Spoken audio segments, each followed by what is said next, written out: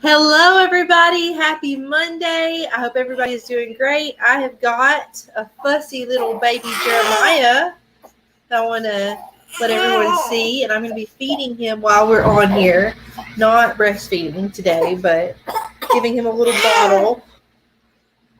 So, anyway, how is everybody? I hope you had the best weekend and ready to go straight into your week.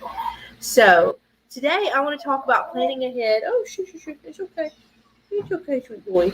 I want to talk about planning for the holidays because Thanksgiving is next week and Christmas is right around the corner. And, this can be a wonderful time or it can be a super, super stressful time or it can be a mix of both. And it's okay.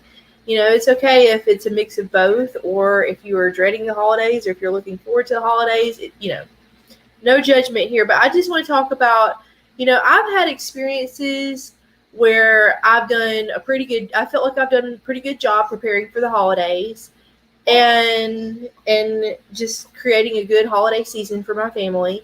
And I've also had experiences where I feel like I just bombed it. I just did a terrible job because I didn't go into it prepared.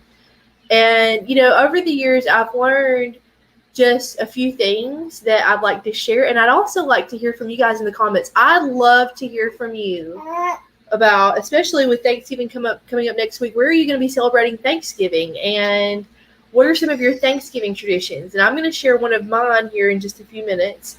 And share some of your Christmas traditions. Let's get some ideas going. I love when we can share our traditions. I made a post on my personal page about a week ago about just asking people, what are your Christmas traditions? And I actually got some good ideas of things that I'd like to share with my family and implement into our traditions. And so one of our Thanksgiving traditions, this is actually just a holiday tradition in general because I have small children. I'm going to try to do this, see if I can do this with holding the baby in the bottle with one hand, is doing read alouds. We're a big read aloud family. We love reading to our kids. So here's a book that I'm reading to my daughter Lydia right now. A is for Autumn, and Lydia is 3. Oh, Lydia is 3. So that's just letter recognition and letter sounds and seasons are things that we are learning right now. It's okay. It's okay, sweet boy. You're okay. You're okay. Let's see if we can burp. So, and I want to share some of our other read alouds that we've been doing. So here's another one. This is a National Geographic book about how people celebrate Thanksgiving around the world. Here's another. We just have a collection of great read alouds. Okay, so this is something that we do. This is a really great book, Saying Grace. It's about a pilgrim girl. And so, doing read alouds is something that we just love. And we love to do that leading up to a holiday. And we have Advent books that we read leading up to Christmas. We also have other picture books that we read together leading up to a holiday. So, that's just one tradition we have. We also have certain dishes that we like to make every year. So we make a mix of American food and Hispanic food at almost every holiday. Because my kids are half Hispanic. My husband is Hispanic. And we love to, one fall tradition that we have that doesn't actually coincide with Thanksgiving, it's more of an October thing, is that we grow our own corn in the spring and we harvest it in October. And we spend a whole day making tamales and we give them to our neighbors and friends and we eat them. And they're a special kind of tamale that we make. And so that's something that our whole family participates in. But usually at Christmas, our corn is completely gone by that time. But we usually have tamales and a drink called atole at Christmas. And we make our own atole and we order tamales from a friend who makes tamales at Christmas time. And they're a little bit different than the tamales that we make.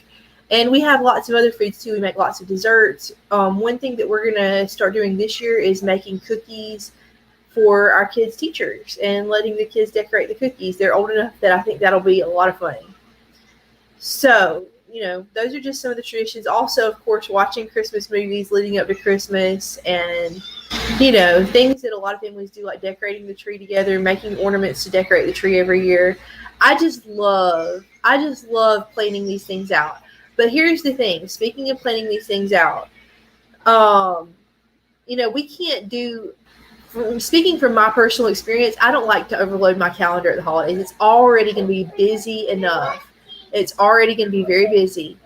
And for me, it's so important to choose what is the most important. Okay, hang on. I'm recording a video right now. It's my Lydia. So, I just want to, and a lot of times when I feel like in the past it's just not gone as well is when I had these intentions to do these things at the holidays with my kids, but I didn't plan them. I didn't come into it prepared with what I needed to do those things, the ingredients I needed to make that thing, or the craft supplies I needed to make that craft, or the books checked out from the library or whatever. I didn't go into it with that. And so we have to decide, we have to look at our traditions, and our traditions can evolve from year to year as our kids get older. That's totally fine. That's normal. And we can learn traditions from other people that we want to implement. We can decide that tradition that we did last year no longer serves our family, and we're going to throw it out. But the thing is, failure to plan is planning to fail. And that goes right into the holidays. So, and I feel like in order for this to be, our holidays to be intentional and filled with joy and making memories and not stressful on our families, we really have to decide ahead of time, like this week, even thinking about, not only thinking about Thanksgiving this week, but thinking about Christmas. What traditions are we going to be intentional about that are important to our family, and how can we plan for those traditions and prepare for those traditions? And look at the calendar, see when you want to do these things. If you want to take your family to the Nutcracker or to see a Christmas Carol, those are fun things. So put those on your calendar. So the last thing I want to talk about is getting your free guide. Oh, goodness gracious. There. Go sit down. So the last thing I want to talk about today is your free guide that I will include in the comments section of this video, and it is called Your Step-by-Step Guide to Entrepreneurship for Stressed Out Moms. Now, I know today we've been talking about holidays, but we're not running our businesses just for the sake of running our businesses. We're not doing work just for the sake of working. We're moms. We're doing it for our family. We're doing it to live in alignment with our purpose, to serve our audience and to serve our family.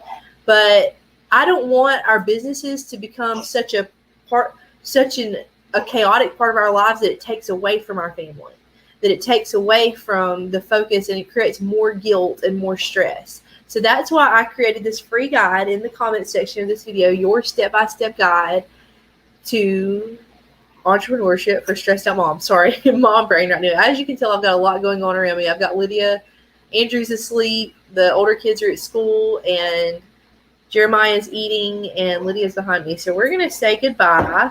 Let's say goodbye, Jeremiah. Say goodbye. Bye-bye. See you guys tomorrow.